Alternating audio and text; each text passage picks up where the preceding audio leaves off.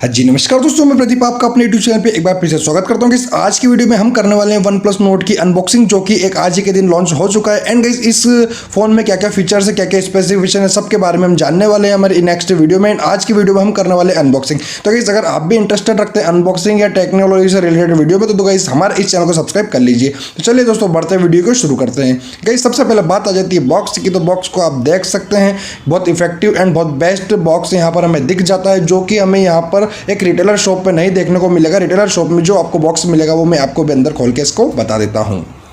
तो चलिए दोस्तों शुरू करते हैं।